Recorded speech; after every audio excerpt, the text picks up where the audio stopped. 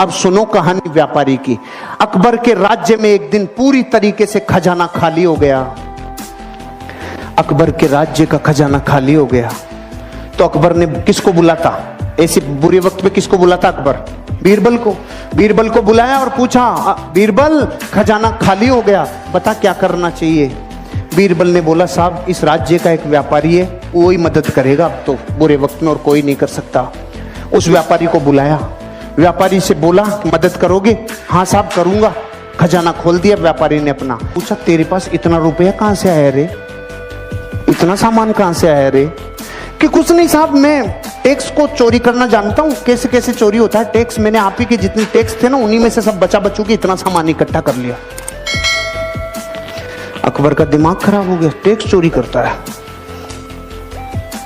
सामान तो ले लिया, इसको अपने हस्तबल में नौकरी कराओ, घोड़ों का हस्तबल है ना, वहां इसको घोड़ों की लीद उठवाओ।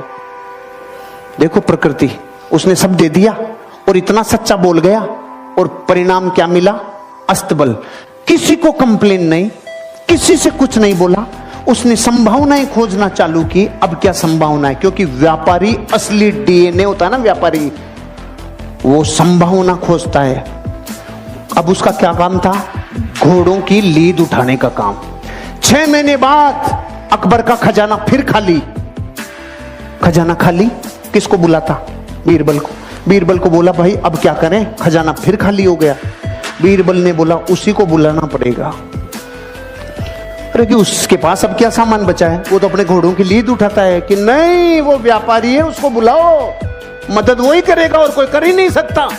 उसको वापस बुलाया, भाई खजाना खाली हो गया, कोई मदद कर सकता है? हाँ साहब लो, पहले से ज्यादा लो। अकबर ने बोला, अब की बार कहां से लाया रे तू? कुछ नहीं साहब, आपके जितने भी घुड़सवार थे, जितने भी सेनापति थे, सब भ्रष्टाचारी थे। सारे भ्रष्टाचारियों को बोला तुम्हारी पोल खोल दूंगा, मुझे सही मुद्राएं, सोने की मुद्राएं देते जाओ, नहीं तुम्हारा गेम ओवर। वहीं से कमा लाया मैं तो भाई साहब। अकबर का गुस्सा चरम सीमा पे। इसको समुद्र के किनारे छोड़ के आओ जहां पे जहाज गिनेगा। इसका सारे दिन एक ही काम है, जहाज गिनेगा, कितने आए कितने गए। ठीक है भाई साहब, वो वहां गया। 6 महीने बाद अकबर का खजाना फिर खाली। अकबर ने बोला, बीरबल अब क्या करें? उसी को बुलाना पड़ेगा। अरे उसके पास तो निचोड़ लिया, अब क्या बचा है? कुछ भी हो जाए, बुरे वक्त पे देश को चलाने के लिए व्यापारी की जरूरत है। अरे कि सच में कि हाँ बुलाओ, भाई मदद करेगा? हाँ साहब, पहले से डबल ले लो। अरे अब की बार कहां से लाया? कि जहाज में जितने लोग आते थे, लोग इधर उधर का माल इधर उधर करते थे, सबको कह दिया राजा ने मेरी ड्यूटियां लगाई है, टाइम पे टैक्स दे दो, टाइम पे सामान दे दो, सारे जहाजों के ऊपर तुम्हारे ऊपर ड्यूटी लगा दूंगा, नहीं तो वहां से कमाल आया।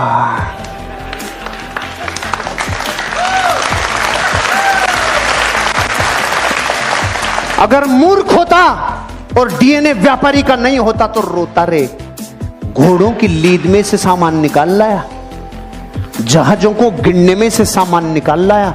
इसे कहते हैं धरती का असली व्यापारी, जो इंसान अपनी जिंदगी में संभावनाओं को गोबर में से भी निकाल लाए। और वो हैं करम फूटे धरती के, जिनके पीढ़ियों से कई सामान आ गए लेकिन उसने बत्ती लगा के रख दी।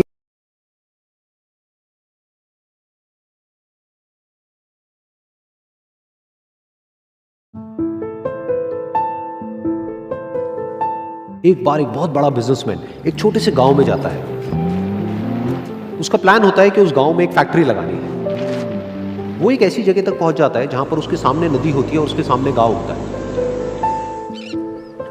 अब उसके पास में 2 ऑप्शंस होते हैं। एक कि वो सड़क के रास्ते से घूम करके उस गांव तक पहुंचे, जिसमें करीब करीब 8 घंटे लगेंगे, क्योंकि डायरेक्ट कोई रास्ता नहीं है वहां तक पहुंचने का।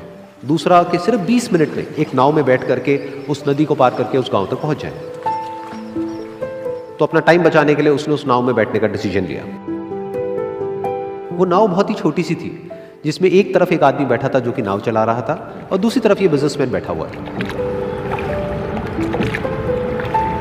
तो नाव में बैठने की थोड़ी देर बाद उस बिजनेसमैन ने उस नाव वाले से पूछा, तुझे पता है तेरी नाव में कौन बैठा है? तो नाव वाले ने बड़े ही भोलेपन से कहा हाथ जोड़ करके, नहीं साहब मुझे नहीं पता आप कौन है। तो बिजनेसमैन बोला, अरे तू अखबार नहीं पढ़ता है क्या? हर दूसरे दिन मेरी फोटो आती है अखबार में। तो नाव वाला बोला, अरे साहब मुझे कहाँ पढ़ना लिखना आता है, मैं बहुत छोटा सा था जब मेरे पिताजी गुजर गए थे, तो अपने परिवार का ध्यान रखने के लिए मैं बचपन से ही काम में लग गया और तभी मेरा स्कूल छूट गया। ये सुन करके उस बिजनेसमैन ने उसका मजाक उड़ाते हुए उसको कहा, तुझे पढ़ना लिखना तक नहीं आता है, ऐसी जिंदगी का क्या फायदा। ये सुन करके उस नाव वाले को बुरा तो लगा, लेकिन उसने कुछ नहीं कहा।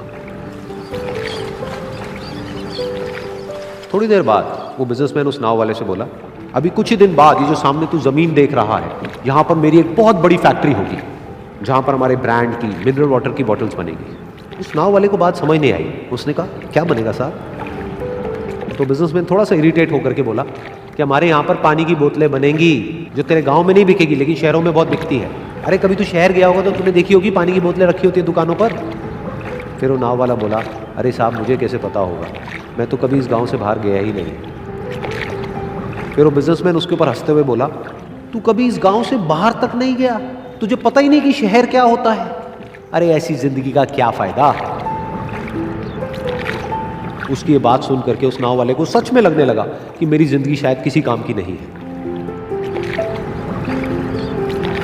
अपनी इस सोच की वजह से उसका नाव से ध्यान हटा और तभी नाव की टक्कर हो गई एक बड़े से पत्थर से, जिसकी वजह से नाव में पानी भरने लगा और नाव डूबने लगी। उस जगह पर पानी बहुत ही गहरा था और किनारा दूर था। नाव वाले को समझ आ गया कि अब इस नाव को बचाने का कोई तरीका नहीं है और वो अपनी जान बचाने के लिए नदी में छलांग मारने ही वाला था। तभी उसने उस बिजनेसमैन से पूछा, साहब आपको तैरना तो आता है ना? तो बिजनेसमैन घबरा करके बोला, ऐसा क्यों पूछ रहे हो, मुझे तैरना नहीं आता है। उसकी ये बात सुन करके नाव वाले को हंसी आ गई और वो बोला, अरे साहब आपको तैरना तक नहीं आता, ऐसी जिंदगी का क्या फायदा। ये सुन करके उस बिजनेसमैन को अपनी गलती का एहसास हुआ और वो हाथ जोड़ करके उस नाव वाले से बोला, तुम जो कहोगे मैं तुम्हें दूंगा, बस मेरी जान बचा लो। तो उस नाव वाले ने बोला, अरे साहब आप घबराओ नहीं, मुझे सिर्फ तैरना नहीं आता है, मुझे डूबते हुए लोगों को बचाना भी आता है। आप मुझे कस के पकड़ लो, मैं आपको कुछ नहीं होने दूंगा। और फिर उस नाव वाले ने ना सिर्फ अपनी बल्कि उस बिजनेसमैन की भी जान बचाई। तो इस कहानी से हम एक बहुत बड़ी सीख ले सकते हैं कि हमें जिंदगी में कभी भी किसी का भी मजाक नहीं उड़ाना चाहिए या उसको अपने से कम नहीं समझना चाहिए, क्योंकि हमें नहीं पता कि हमें कब, कहां, कैसे, किसकी जरूरत पड़ जाए।